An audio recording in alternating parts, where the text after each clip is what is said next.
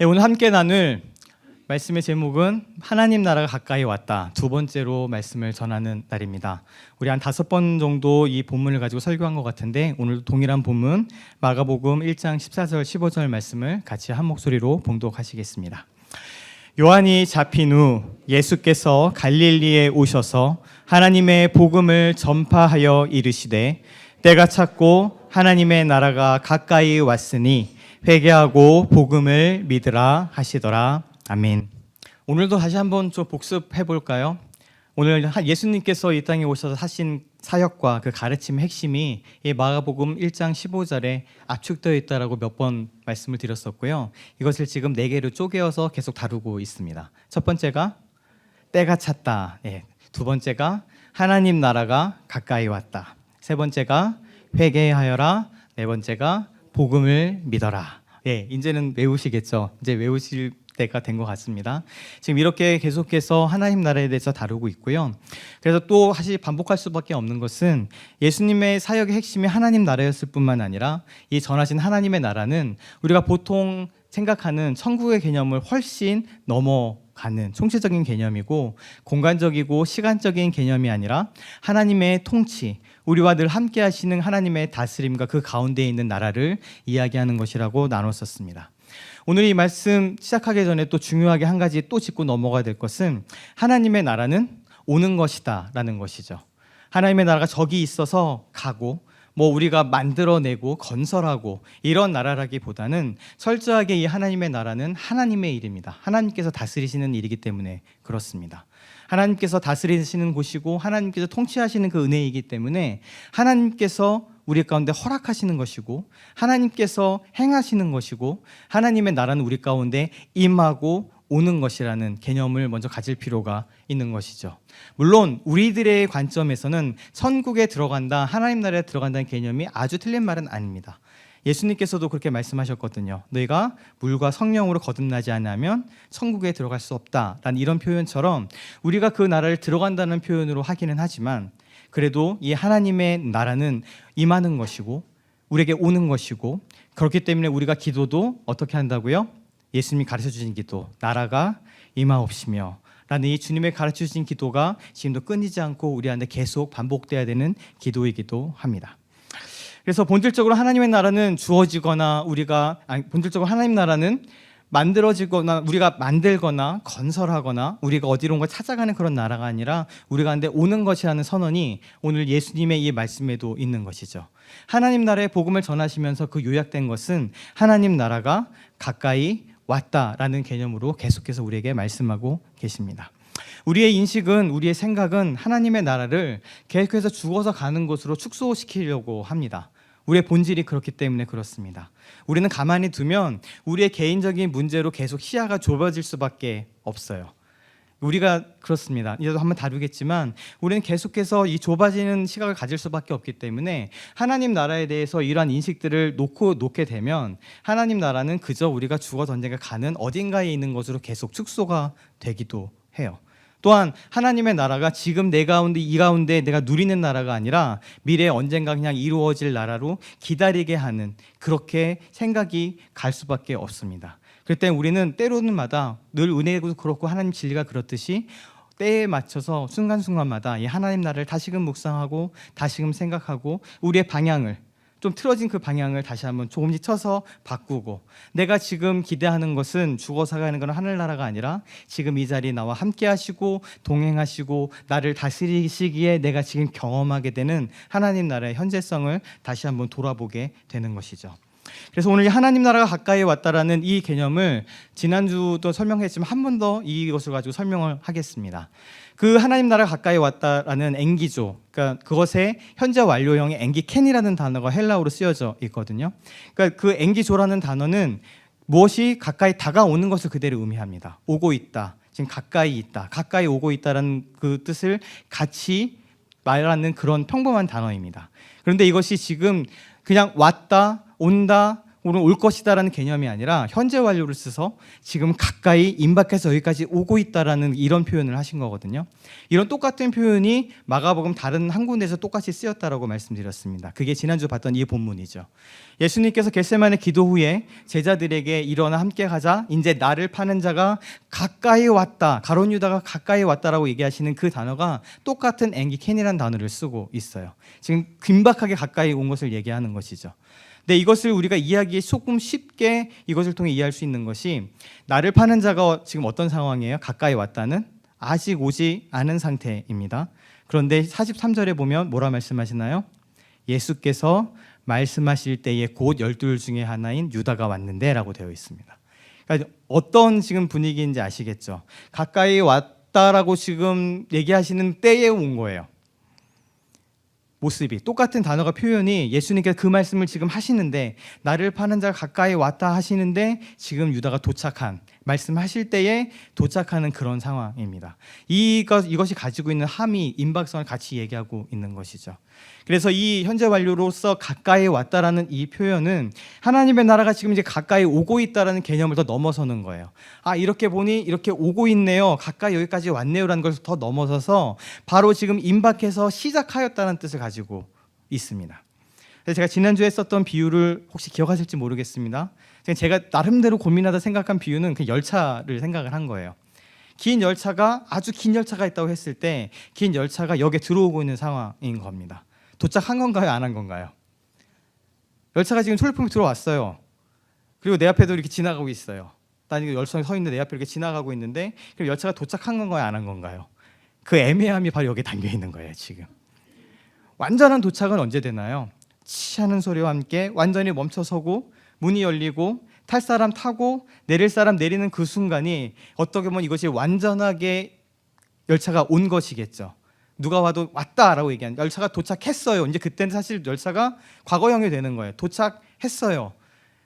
이미 임했어요. 이미 왔어요가 되는 것이죠. 근데 지금 열차가 지나가고 있는 그 순간이라고 생각하시면 될 것 같습니다. 예수님의 이 함의는. 그렇기 때문에 이 예수님의 함의가 중요한 것이 무엇인가 하면은, 계속해서 구약 시대에는 무엇을 기다리고 있나요? 하나님의 나라를 기다리고 있어요. 앞으로 임할, 앞으로 완전하여질 하나님의 나라를 끊임없이 기다리는 이야기가 구약의 이야기입니다. 지금의 이 삶은 이처럼 참혹하고 잔인하고 하나님 없는 이 죄로 가득한 땅이 얼마나 비극적인지를 계속해서 보여주면서, 그렇지만 이것이 언제요? 여호와 하나님께서 임하시고 그 크고 두려운 날이 오고 하나님께서 약속하신 그 때가 온다면 이제 이 모든 것이 변하여서 하나님의 통치와 다스림이 완전하여지는 그 나라가 우리 가운데 올 것이다라는 것을 구약이 계속 기다리고 있는 것이죠. 그래서 그것을 기다리고 지금도 기다리고 있습니다. 그런데 예수님이 오셨다라는 것은, 또 예수님께서 이 사역을 시작하시고 하나님 나라가 가까이 왔다라고 하나님 나라의 복음을 선포하기 시작하신 것은, 그 하나님 나라가 과거와 똑같이 그 하나님 나라가 올 거야 라고 얘기한 것이 아니에요. 똑같이 다른 선지자가 얘기했던 것처럼, 이사야 선지자가 얘기했던 것처럼, 그 예언자들이 얘기했던 것처럼 이제 저기 왔어, 올 거야, 좀 있으면 와 라고 예수님이 오셔서 그 얘기를 하신 게 아니라고요. 예수님께 오셔서 그 사역을 하시고 선포하시고 하나님 나라 복음을 전파하신 그때에는 하나님 나라가 가까이 왔다라고 이 표현을 하셨을 때는 그 나라가 이미 시작되었다라는 것을 같이 얘기하고 있는 겁니다. 분명히 하나님의 나라는 미래적입니다. 구약에서도 그랬고 우리도 아직 하나님 나라를 기다리고 있습니다. 완전해질 하나님의 나라, 그 나라는 우리가 죽었을 때의 완전함을 보게 될 것이고, 혹은 하나님의 그 때에, 예수님께서 오신 그때의 그날이 완전하게 될 것입니다. 그렇지만 지금 우리는 그 나라를 미래적으로 기다리는 것이 아니라, 그저 죽은 뒤에 가야 되는 어딘가로 이해하는 것이 아니라, 하나님 나라가 지금 바로 여기 가운데 시작되었고 지금도 함께하고 있음을 받아들이는 것이 우리의 신앙이고요, 그것이 예수님의 가르치심이고 선포입니다. 예수님께서 이 땅에 오셔서 병자를 고치시고 눈먼 자를 보게 하시고 앉은 뱅이를 일으키시고 저는 자들을 걷게 하신, 그리고 묶였던 자들에게 내 죄가 사함을 받았다, 내가 구원함을 얻었다라고 묶였던 자들을 풀어주신 그 모든 일들은 그 하나님 나라가 지금 바로 여기서 시작되고 있다는 것을 보여주시는 장면이신 거죠. 그 모든 기적들이 내가 이만큼 능력이 있으니 나를 믿어야 돼, 내가 이렇게 이런 사람이야 라고 보여주는 그런 것이 아니라 그 핵심은 그 하나님 나라가 지금 시작되었다. 이것을 보아라. 구약에서 얘기한 하나님의 나라가 오게 된다면 이런 일들이 일어나게 된다는 그 일들이 일어나고 있음을 직접 보이신 거죠. 하나님 나라가 지금 이 가운데 함께하고 계신다는 것을 현실적으로 보여주신 것이 예수님의 사역입니다. 예수님의 가르침도 마찬가지입니다. 그래서 끊임없이 천국은 마치 하늘나라는 무엇에 비유할까? 하나님 나라는 이런 것이다 라고 계속해서 가르치신 것이죠. 그러면 이 하나님 나라가 우리한테 지금도 있고 미래에도 올 것이고 하는 이 복잡한 시간적인 관념은 뭐죠? 라고 얘기할 수 있는데 그것에 대한 전의 이야기를 지난주에 다룬 거예요. 우리는 공간적으로 시간적으로 제한을 받을 수밖에 없고 다 같이 품을 수 없는 사람이지만 하나님은 그 시간과 그 제약에 제한받지 아니하시는 분이시기도 하고 이 하나님의 다스림과 통치 또한 우리가 알고 있는 시간적인 개념이나 공간적인 개념에 따라 제한받는 것이 아니라 총체적인 것이라는 것을 다시 한번 얘기했었습니다. 그와 비슷한 개념이 뭐가 있다고 짤막하게 얘기했었죠. 오늘 좀 다룬다고 했었는데 우리 구원의 문제도 사실 동일합니다. 우리 에베소서 2장 8절을 같이 한번 읽겠습니다. 시작.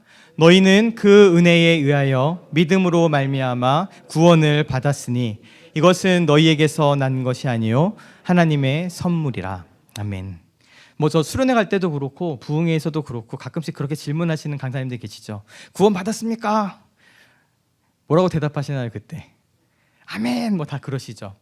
사실 우리가 구원을 받았다라는 개념이 굉장히 익숙합니다. 우리가 예수 그리스도를 주로 영접했기 때문에 그 은혜로 말미암아 그 십자가의 은혜로 말미암아 능력으로 말미암아 내가 구원함을 입었다, 구원함을 받았다라고 표현합니다.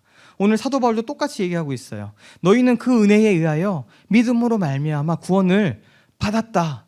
그것은 너희에게서 난 것이 아니라 하나님의 선물이다라고 이야기하고 있어요. 구원을 받은 것이죠. 받았으면 끝인가요? 근데 또 재미있는 것은 사도행전 2장 47절에는 이렇게 되어 있습니다. 하나님을 찬미하며 또 온 백성에게 칭송을 받으니 주께서 구원 받는 사람을 날마다 더하게 하시니라. 그리고 고린도전서 1장 18절에는 사도 바울, 그 아까 구원을 받았다라고 얘기했던 사도 바울이 또 이렇게 얘기합니다. 십자가의 도가 멸망하는 자들에게 미련한 것이지만 누구에게? 구원을 받는 우리들에게는 하나님의 능력이다. 분명히 사도 바울은 전에 우리가 구원을 받았다, 우리가 구원을 이미 받았다라고 표현을 했는데 사도행전 그리고 이 고린도전서의 말씀에서는 지금 구원을 받는다라고 얘기하고 있어요. 뭐지? 영어로 표현하면 이렇게 되어 있습니다. 처음에 사도행전의 표현은 who were being saved. 그러니까 그 과거의 형태에서 과거 진행형이죠. 그때 구원을 받고 있다라는 표현을 하고 있는 거예요. 지금 구원을 받고 있는 그 사람들, 구원을 받는 사람들이 늘어나고 있어, 더해지고 있어. 그리고 고린도전서의 말씀도 to us, us인데 어떤 us요? being saved. 지금 구원을 받고 있는 이란 표현이에요. 그리고 받는 이란 표현이 받고 있는 이란 표현에도 전혀 틀리지 않은 번역이 됩니다. 지금 이 구원이 과거에 있었던 한 사건이 아니라 지금 우리 현실 속에서 일어나는 사건임을 다시 한번 이야기해주고 있습니다. 그리고 실제로 우리가 그렇지 않나요? 우리의 그 구원이 내가 과거에만 받았으니 어느 이단처럼 구원을 언제 받았냐고 물어보면서 한 번 받은 구원은 어떤 일이 있어도 흐트러지지 않고 네가 어떤 죄를 짓고 어떻게 되어도 하나님 반드시 널 구원하신다고 얘기하는 그런 가르침이 아니라 구원이 과거에 우리한테 있었고 구원을 받았지만 또한 그 구원이 지금 우리 가운데 이루어지고 있습니다. 그리고요, 그거는 우리가 매일매일 경험하는 삶이에요. 우리가 그렇지 않나요? 우리가 마주하는 현실이 매일 살아가는 그 하루가 어떠신가요? 저는 그것을 보면서 늘 고백할 수밖에 없습니다. 나에게는 주님의 구원이 필요합니다. 내가 지금 이 순간 주께서 나를 구하시고 주께서 나를 건져내시고 구하시는 것이 필요합니다는 존재를 저는 매일마다 발견하고 있습니다. 우리는 구원을 받았지만 지금도 여전히 하나님의 그 구원 가운데 있고 구원이 필요한 자들이기도 합니다. 그리고 하나님께서는 그 표심팔로 그 능력의 손으로 지금도 우리를 그냥 과거에 한번 구원했으니 네가 알아서 하라는 것이 아니라 매일매일 우리 삶 속에서 우리 생활 속에서 우리를 구원하고 계신 것이죠. 이것으로 끝나면 좋겠는데 하나 더 갑니다. 디모데후서에서 사도 바울은 다시 한번 이렇게 얘기합니다. 또 그의 천국에 들어가도록 뭐 하시리니? 구원하시리니 그에게 영광이 세세 무궁토록 있을지어다. 지금 여기서는 아주 명백하게 사도 바울이 죽어서 가는 천국을 얘기하고 있는 거예요. 하나님의 나라를 얘기하고 하나님 나라에서 강론해왔던 그 사도 바울이 이 디모데에게 편지를 쓸 때 또 자기가 기대하는 그거 무엇이? 그 하나님의 나라가 그저 이 현실 가운데 있는 것뿐만 아니라 내가 죽어서 천국에 들어간다. 내가 그 천국에 들어가도록 그때 내가 죽을 때 하나님께서 나를 구원하실 것이다 라고 지금 얘기하고 있는 것이에요. 그러면 우리 좀 복잡한 문법이지만 이걸 뭐라고 그러나요? 미래형이에요. 과거형, 현재형, 미래형. 이 미래형에서 다시금 구원이 우리 가운데 이루어질 것이다 라고 이야기를 하죠.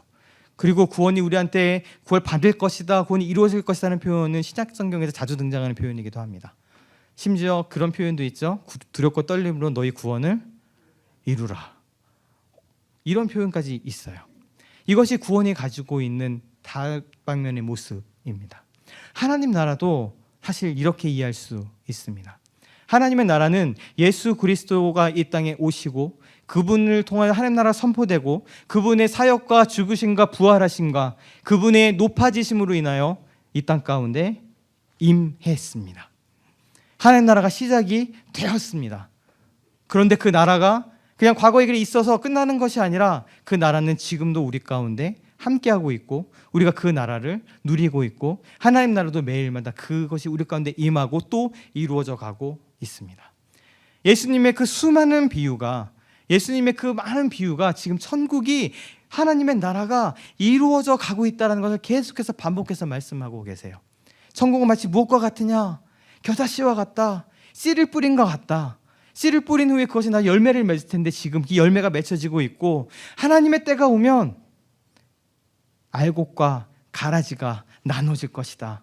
지금 이 때에는 알곡과 가라지가 구별할 수 없어서 지금 속가내질 못하지만 하나님의 때가 차면 하나님의 나라가 완전해지면 그때는 알곡과 가라지를 나누고 그리고 잘된 이 과실과 그것을 싸고 있는 잡초들을 다 떼어낼 것이다 라고 말씀하시는 것이죠.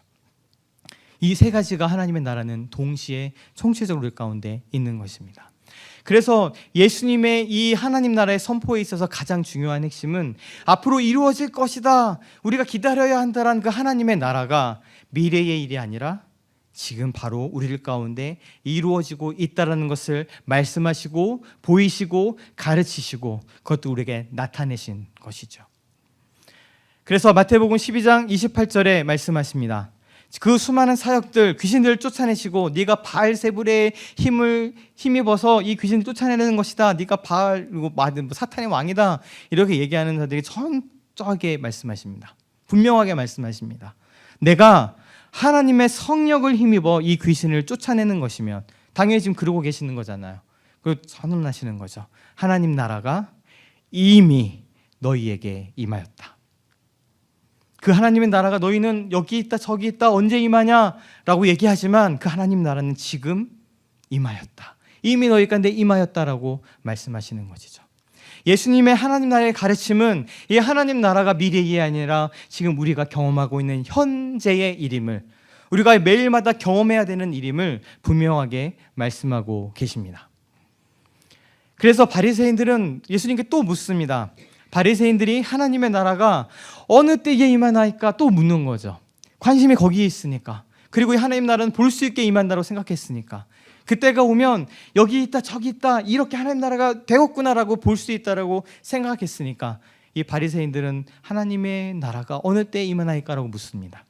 예수님께서 다시금 분명히 대답하십니다. 같이 읽을까요? 대답하여 이르시되 하나님의 나라는 볼 수 있게 임하는 것이 아니요 또 여기 있다 저기 있다고도 못하리니 하나님의 나라는 너희 안에 있느니라. 아멘.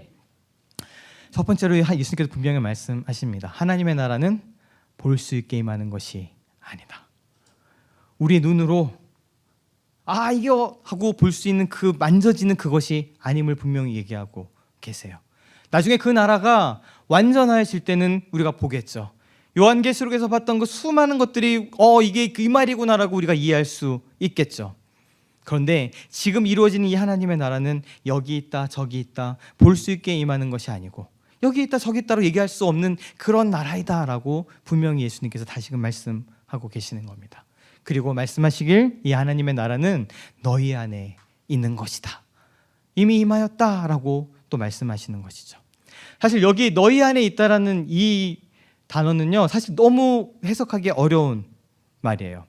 왜 그러냐면 여기 쓰여있는 헬라어 전치사 너희 안에, 그러니까 엔토스라는 단어인데 이 단어가 그 영어처럼 딱 구별되어 있지 않고, 그러니까 in, within 이런 단어랑 among 이런 단어들이 다 같이 복합되어 있는 단어예요.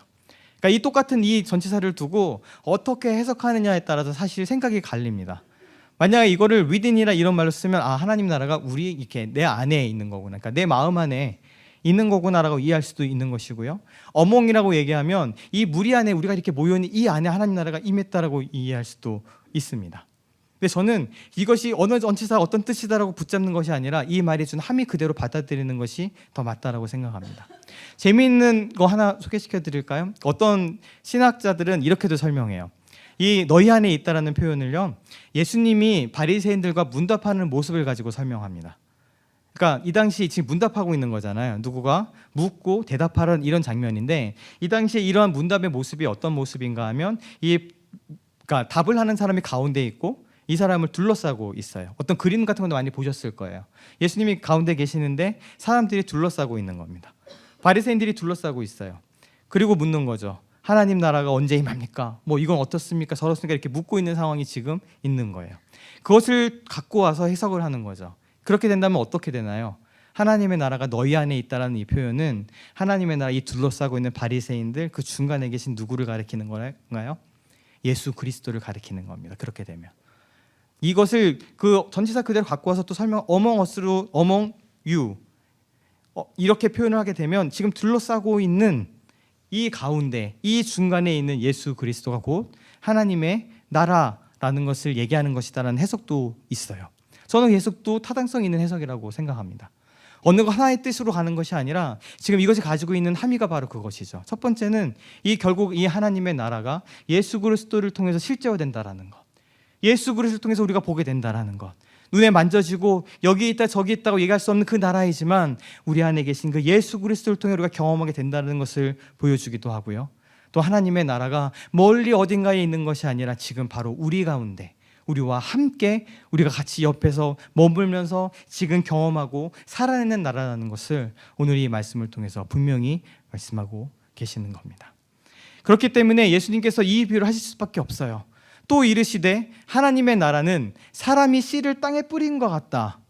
지금 뿌렸다라는 것이 하나님 나라가 임한 것이 아니에요. 이 하나님 나라의 복음이 전파되고 선포되고 있어요. 씨가 이제 싹이 나고 자라서 열매를 맺어서 완전해진 하나님 나라가 될 것인데 그 과정 가운데 있음을 말씀하시면서 27절에 그가 밤낮 자고 깨고 하는 중에 늘 자고 깨고 그것을 보는데 그 씨앗이 싹이 트고 자라서 열매를 맺는 것을 어떻게 되는지 알지 못한다라고 얘기하는 것이죠.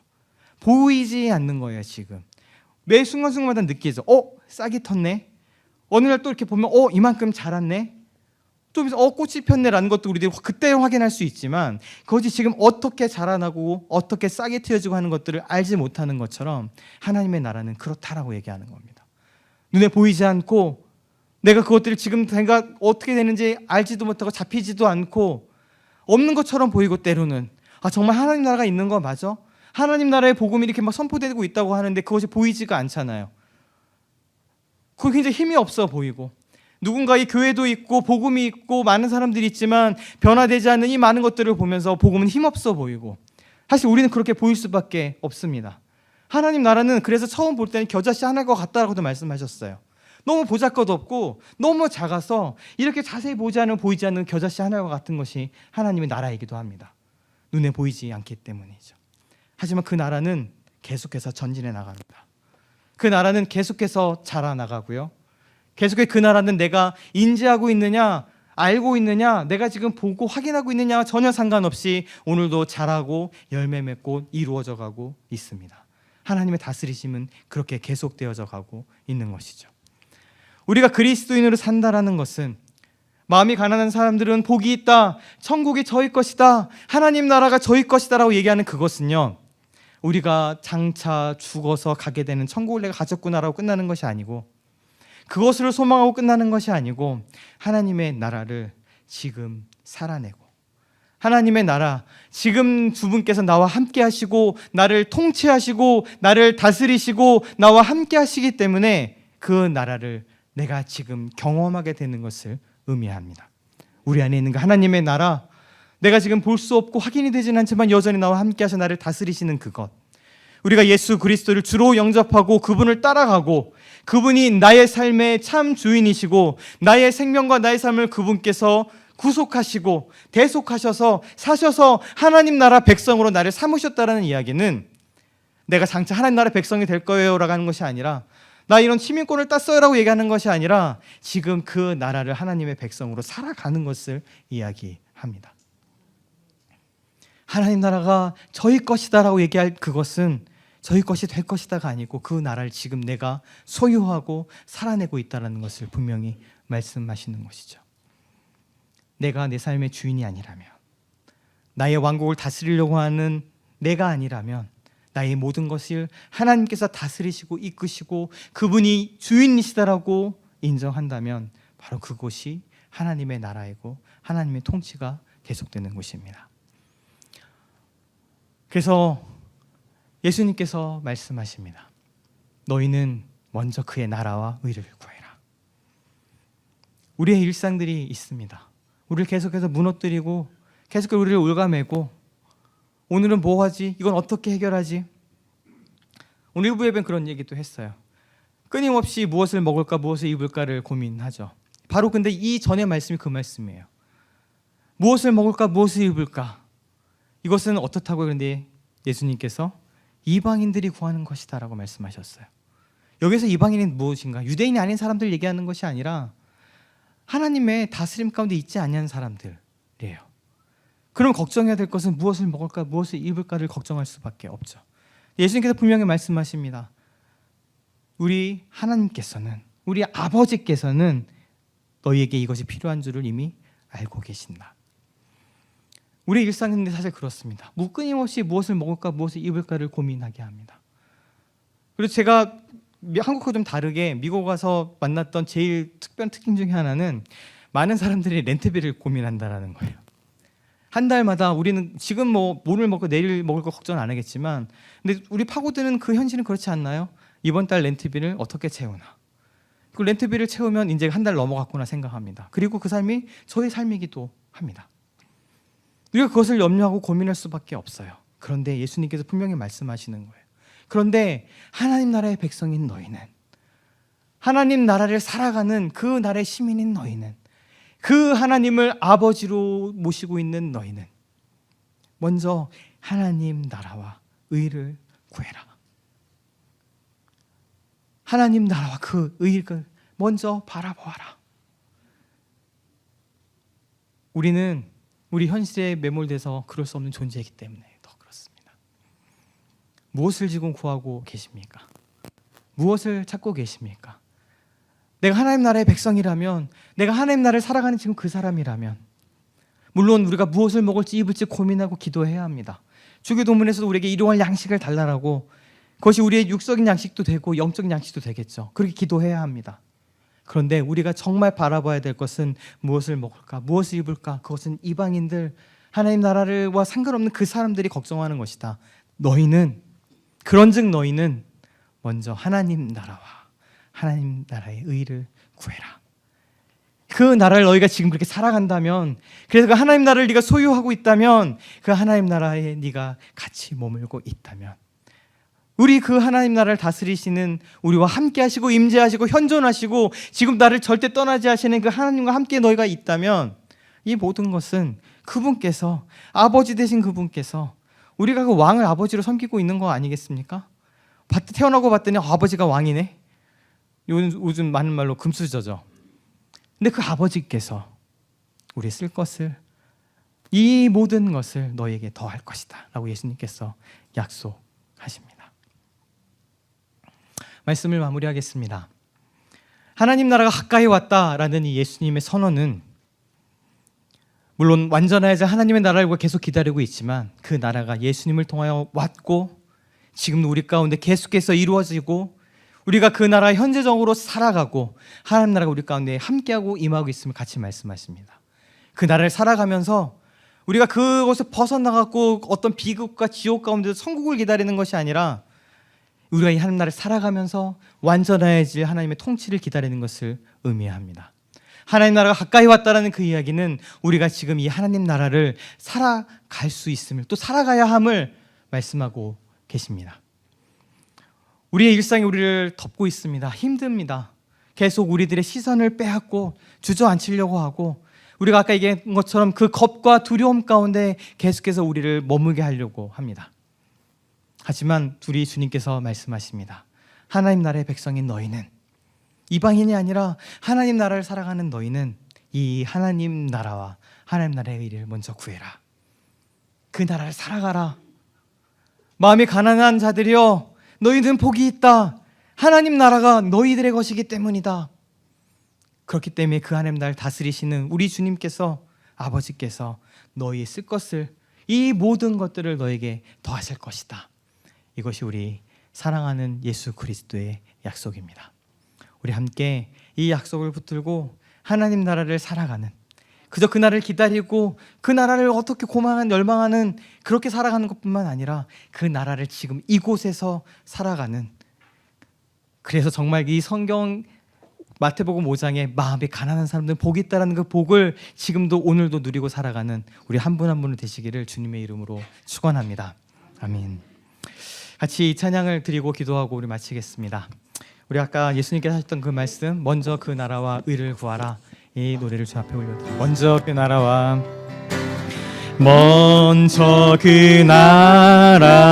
의를 구하라. 그 나라와 그 일을 그리하면 이 모든 것을 너희에게 더하시리.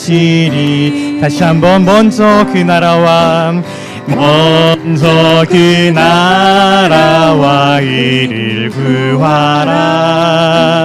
그 나라와 그 일을 그리하면 이 모든 것을 너희에게 더하시리. 할렐루야, 할렐루야.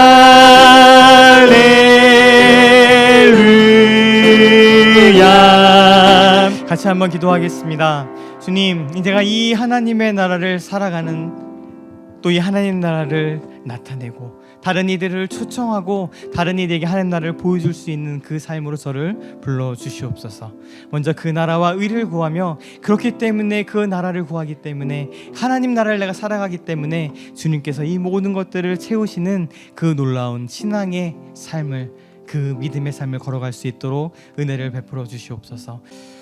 지금은 우리 구주 예수 그리스도의 크신 은혜와 아버지 하나님의 변함없으시고 끊임없으신 그 영원하신 사랑과 성령님의 함께하시고 동행하시고 내주하시며 하나님의 귀한 진리를 깨닫게 하시는 조명의 역사하심이, 그 하나님 나라를 살아가고 그 하나님 나라를 통하여 주님의 놀라운 은혜를 경험하는 우리의 마음이 가난한 사람들의 교회 성도 한 분 한 분과 이 예배 가운데 나온 성도 한 분 한 분 머리 위에 이제부터 영원까지 함께 하시기를 간절히 축원하옵나이다. 아멘.